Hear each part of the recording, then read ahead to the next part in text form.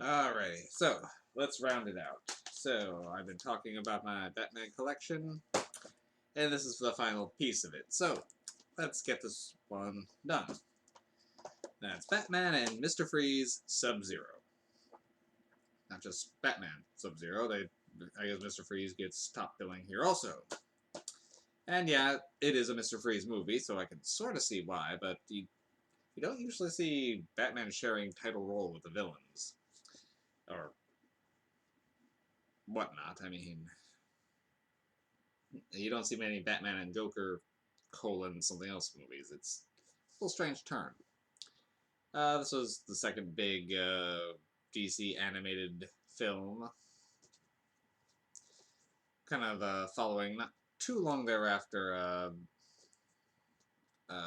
Mask of the Phantasm. Mask of the Phantasm came out in 1993.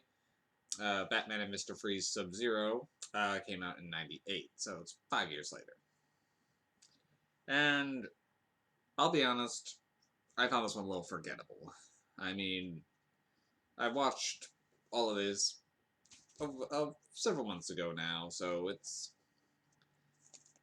not so my memory isn't the most up to date. But like Mask of the Phantasm, I remember beat by beat that film. Most of the animated series, I remember the episodes. This one, I had to look up the plot. Once I read it, I was like, oh yeah, I remember that now.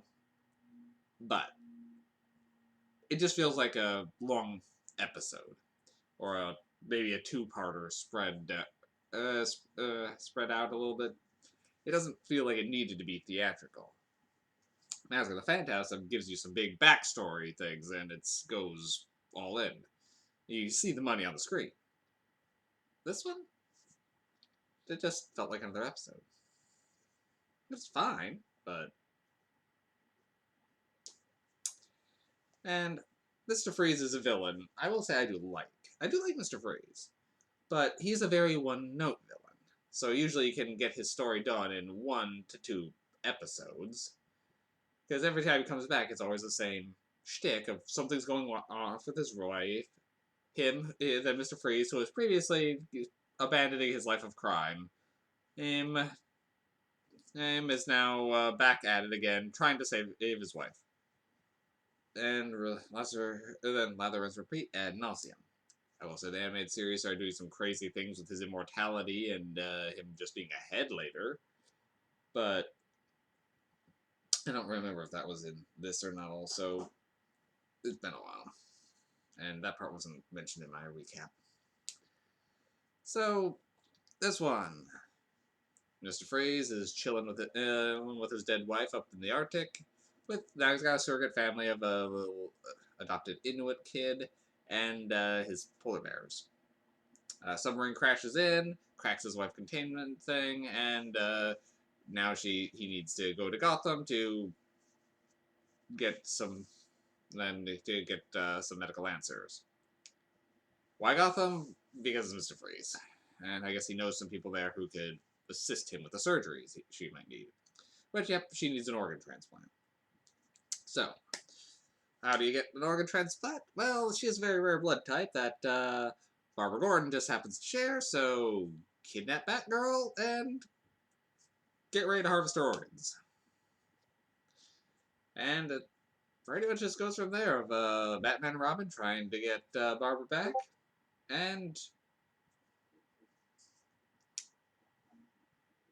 Mr. Freeze trying to stop her while harvesting organs. And there's no real punch to this film. I mean, yeah, you're worried about Batgirl, sure, but the movie is just okay.